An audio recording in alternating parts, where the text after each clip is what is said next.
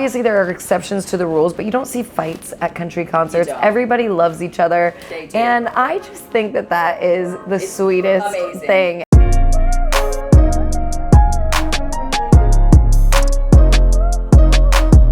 Hey, this is Deb, and this is Happy Hour with Deb, and today, Sheyna Gee is with us. Beautiful talent. Thank you for being on Happy Hour. Thanks for having me. It is such a pleasure to meet you. We are psyched. I'm like, oh God, she's as pretty as the pictures. You don't have to butter my biscuit, baby.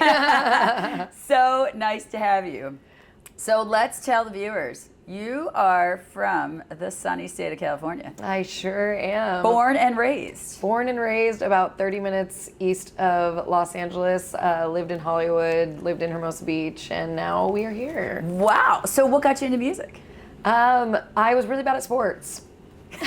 I sucked at sports. My parents said I had to be participating in something or I wasn't getting a trophy. That's funny as shit. That's very true. When was your love in music? When did that start?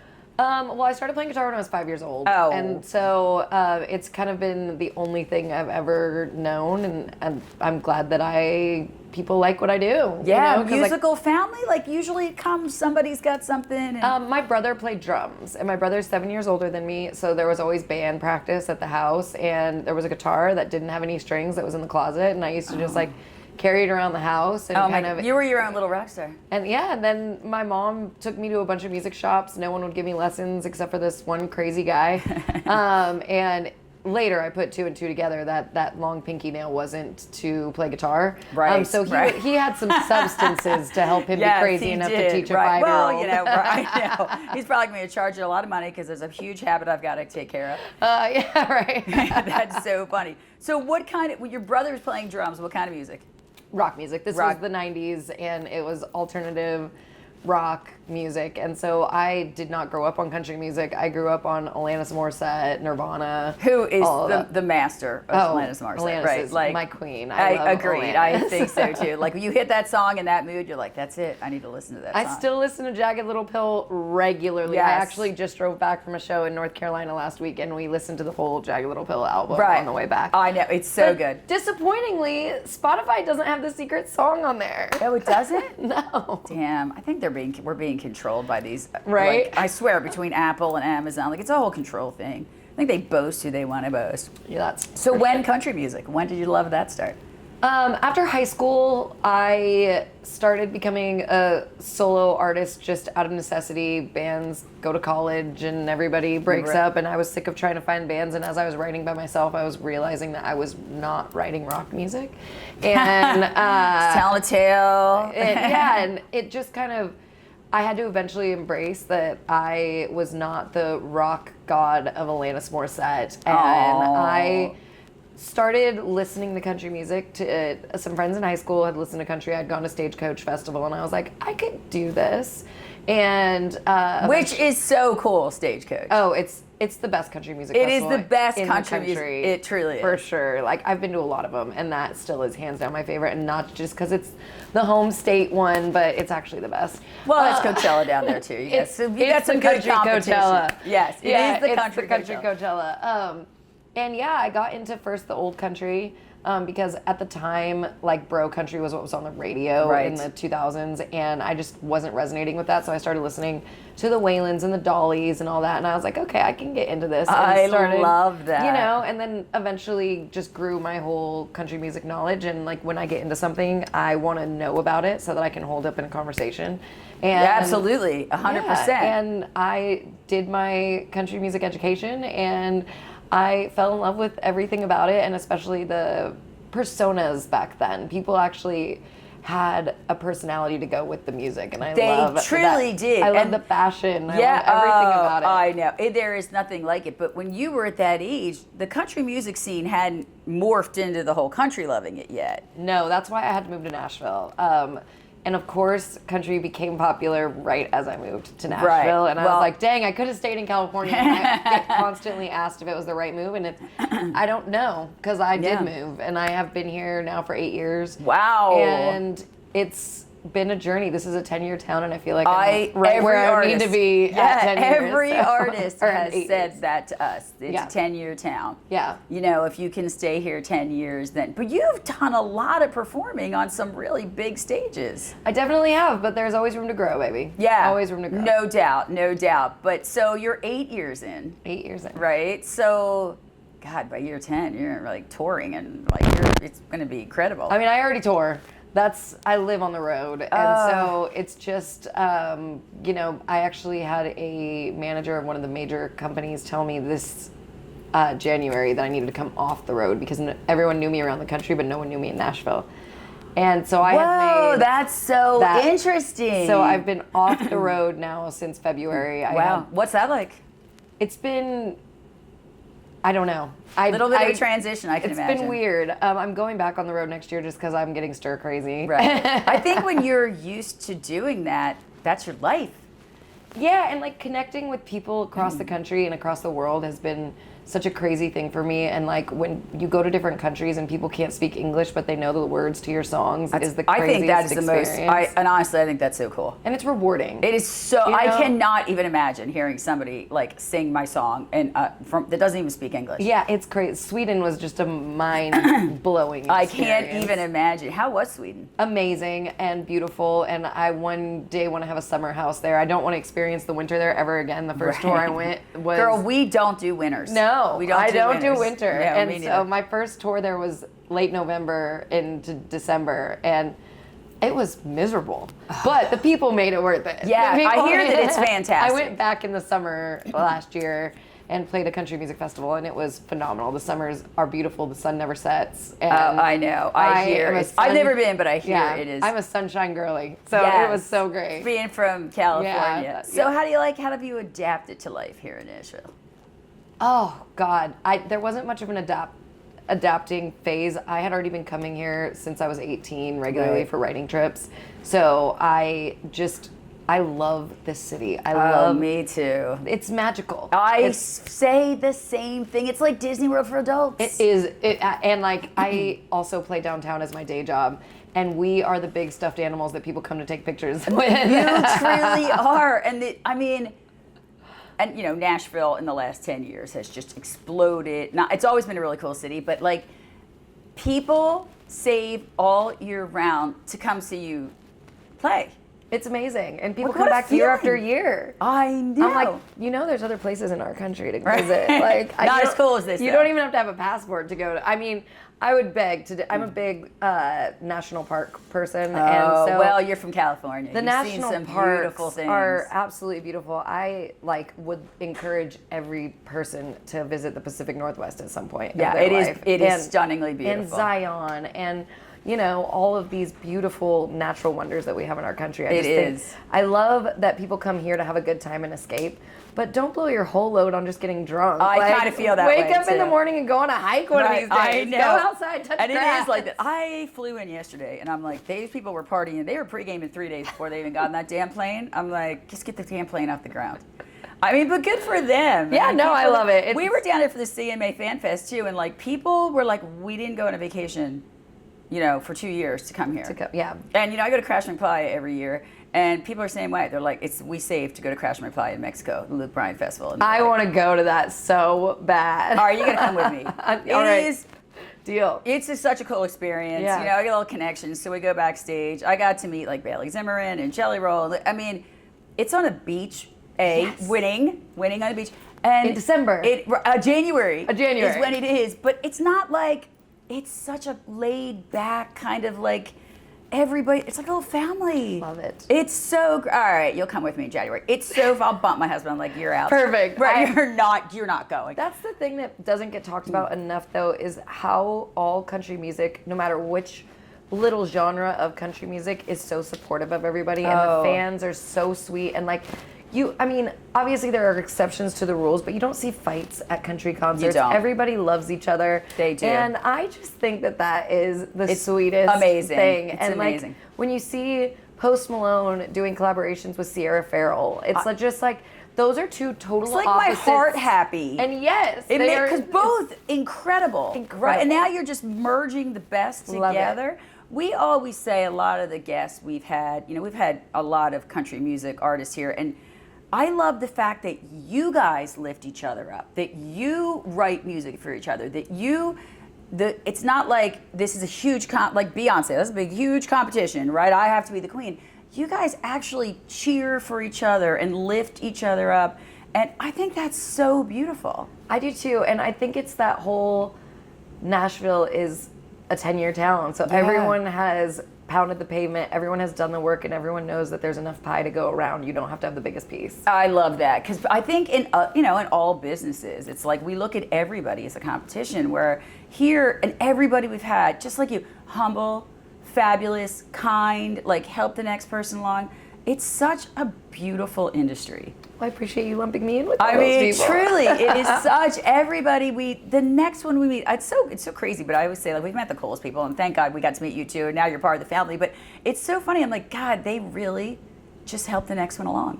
Everybody does. I love it so much. I think it is absolutely just the greatest thing ever. So you're here in Nashville. Where are you playing locally now that you're not on tour?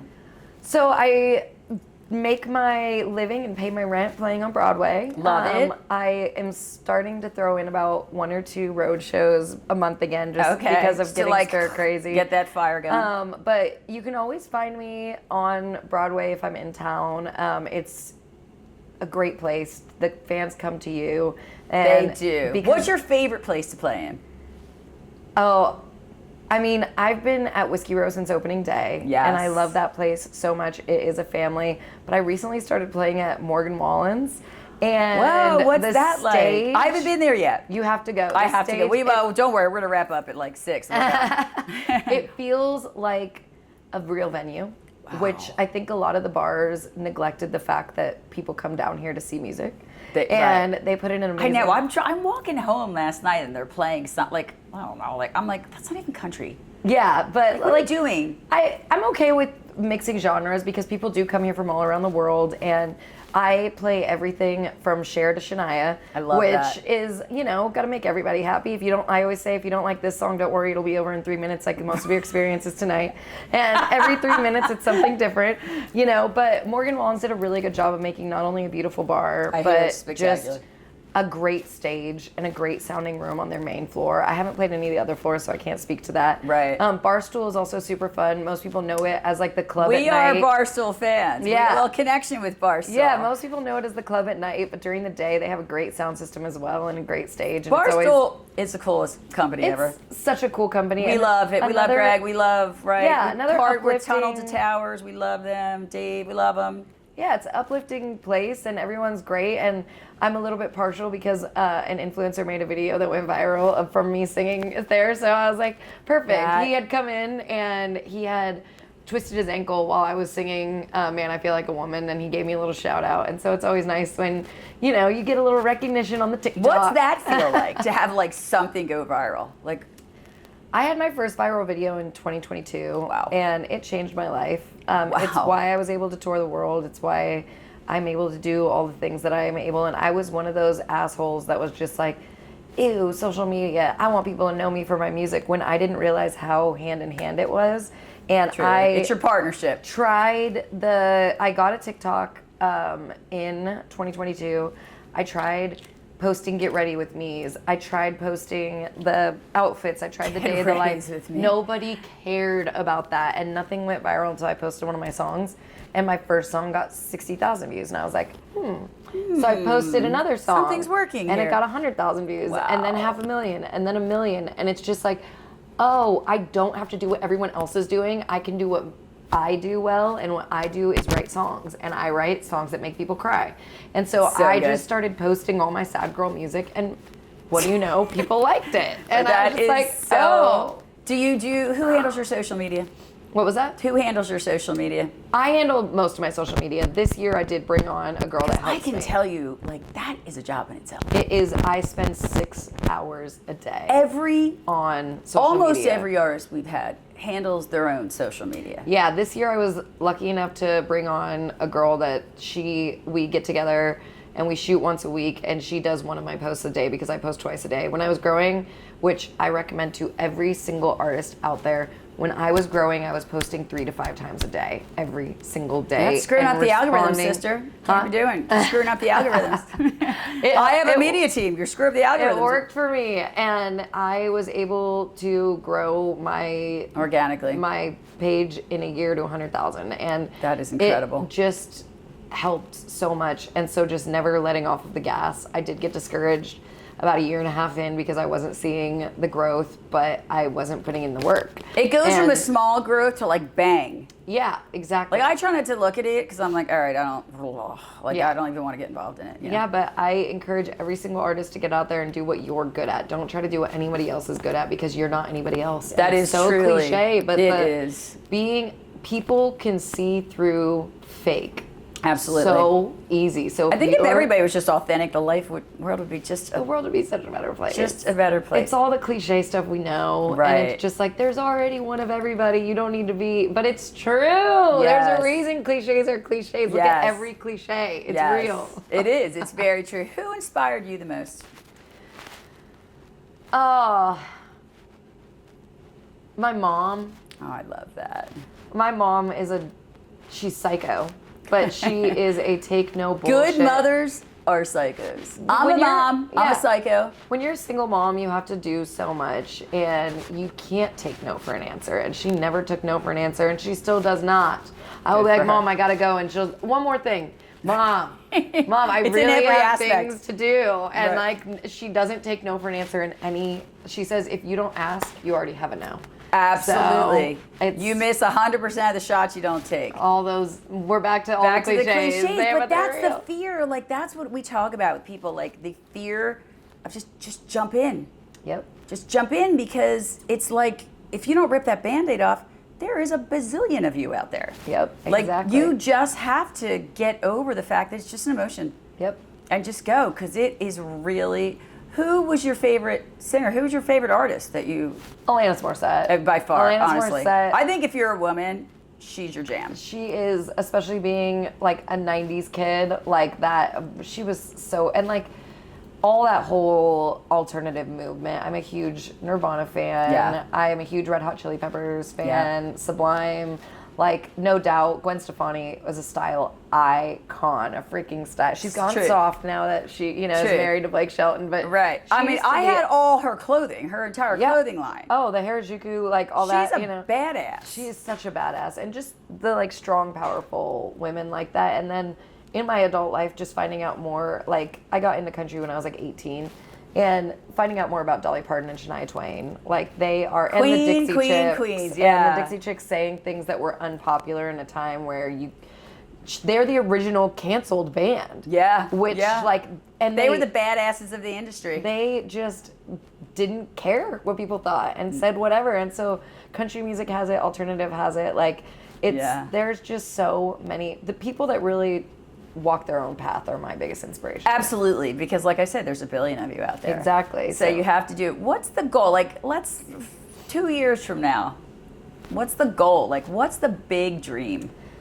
Well, I'm writing an album right now. Beautiful. And we live in a singles culture, and so I'm going to continue to release singles for the next We do live in a singles culture. People have short attention spans, and I'm not at a big enough level where enough people would care for a whole body of work of mine. So I'm saving all my best work for that album, and I'm just continuing to release singles right now every 6 weeks, and just... That is so hard, every 6 weeks. Every 6 weeks on social media for 6 hours a day. It seems that's crazy. Am the sixes person. Oh my gosh. But yeah, just releasing more music, reaching more people. My goal is always just to reach as many people as possible and let people know that their story, it will have a happy ending if you just keep working, because it does work out. What's the greatest compliment you've ever gotten on your music?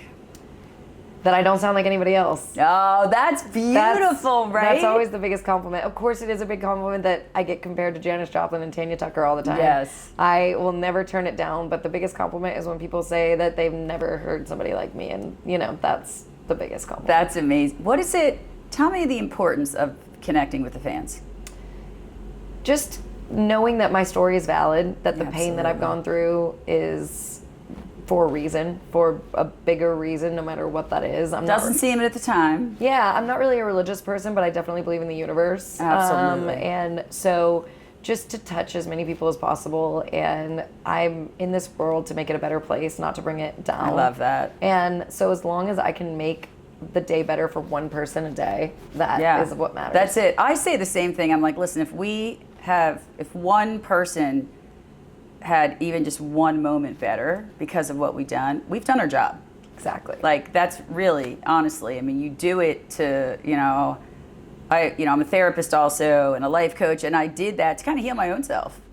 And when you hear things, even on this show, we hear it's just some of the most incredible, humble, kind, it's like melting. You're like, wow. It was like a beautiful, moment for a human being to like hear all that stuff. So I can't even imagine.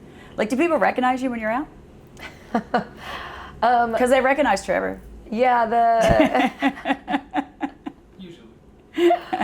We have to tone him down. We got to keep the paparazzi away, At the airport a lot. I bet. I get recognized at the airport almost every time I go to the airport, which is so funny. And I've had experiences in funny, like in San Francisco at 6 a.m. at a breakfast place, somebody turn around and be like, "This is you, right? Like, sorry to bother you." And like, it has been like at the Waffle House. Yeah, like the randomest things, which is so funny because I don't consider myself anybody, but being down here for so long, and then now with TikTok and everything, it happens at least once a week, which is such a funny little. Crazy. It's like, I'm not a Miranda Lambert or a Lainey Wilson or anything. Like, well, how to them do you you know are. me? To them you are. If they're listening to your music, then you are. Yeah, it's so it does happen. That's amazing. I can't even imagine like walking through the airport and somebody being like, "Are you Deb? Like, are you going to arrest me?" I think I'd be like it was time for me to go to prison. Oh, that happened to me this week. I got home from a gig in Texas and I had a warrant on my front door, and I was like, I've never even had a ticket since I've lived in Nashville. It was for a parking ticket. Stop that it. I didn't know I had. I never even had a physical ticket that I knew. So I call the sheriff and I'm like, they're like, "By the way, we're sending over an officer. We've just confirmed your location." Yeah, I thought it was a joke. So I called the phone number. I'm like, "Who is this?" And they're like, "Who is this? You're calling my phone." I was like, "Yeah, but like, I don't know why I have a warrant on my door." They're like, "Well, have you broken any laws?" I'm like, "Not that I know of. I've never even gotten a ticket since I've lived in Nashville. What are you, like, I live less than a mile from downtown, so I don't have far to drive anywhere. I follow most laws except for I grind oregano here and there. But it's fine. Yeah. It's fine. It's grown, ma'am. It's fine. Jesus gave this to us. He did. He put it in the soil. Exactly. It's the earth, for God's sakes.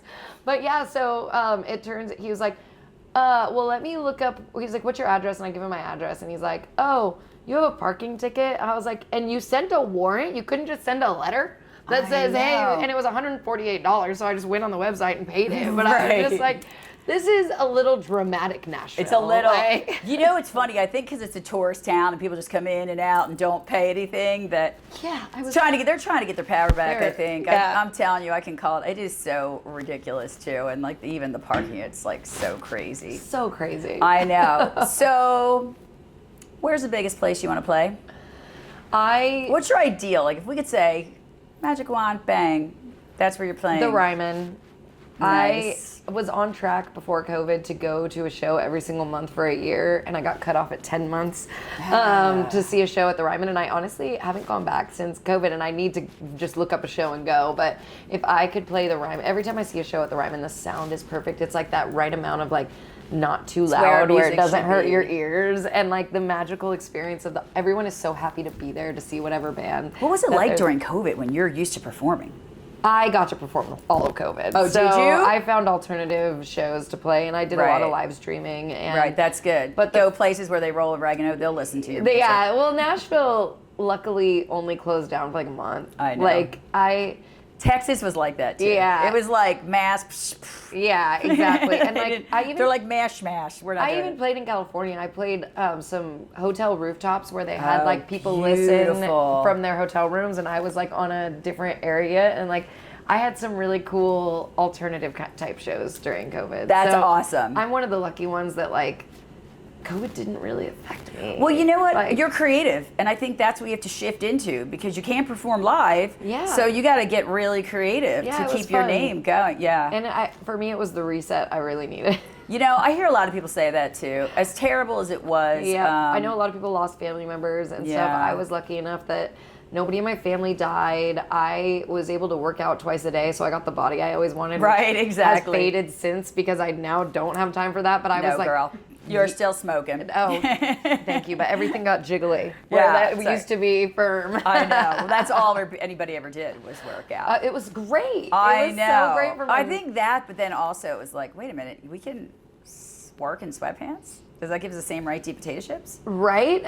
It's like, to me, they kind of went hand in hand. I was like, wait a minute, no one's watching me work. This is freaking incredible. Yeah, it was a magical time for me. I kind of wish we could go back I sometime. know. Maybe we need like a 30-day Once a year, if we just took a month. That's what I'm Yeah. saying. Like, no one wants to work in January anyways. No, I'm going to be honest. I took the whole month of July off. I'm like, I'm just going to reconnect with my friends. I did. Now I feel like a slacker when, because, here's my crew, and they're probably like, oh, no wonder he didn't do anything. Woman was damn drinking wine in the pool with her girlfriend. So, yeah, you need it. Everybody needs that charge I back. envy you. You got that. Oh, I literally, put it in. I'm like, that's it. I need a break. I need it. So, and then you come back, and then, I'm in the airport. I'm flying to Philly yesterday, and, not only is this my crew, but they're my dearest friends. And, the excitement, I'm like, I'm going to go see my guys. We're going to talk to cool people. As soon as I hit the Philly airport, I was like, it's go time. It's time to get back on the road. Back to work, baby. It's back to work. Okay, last question. All right. Will you come back and hang out with us? Let's do it. We would love that. Let's do it. Yeah, we'll go after hours. We'll do the interview and then go to Morgan. We go to Morgan never Wallen. leave that series of friends. We would love that. I can't even tell how grateful I am to have met you and to have you on the show. You are Likewise. lovelier in person, and we love your music, and we're going to follow you. And please come back and tell. People are trying to do what you did. Viewers are trying to be like, I want to be just like. That's it. I'm happy to share the knowledge. So That's let's so do it awesome. anytime. That is so awesome. Thank you. It's so much. It was truly an honor. Thank you for having me. Of course.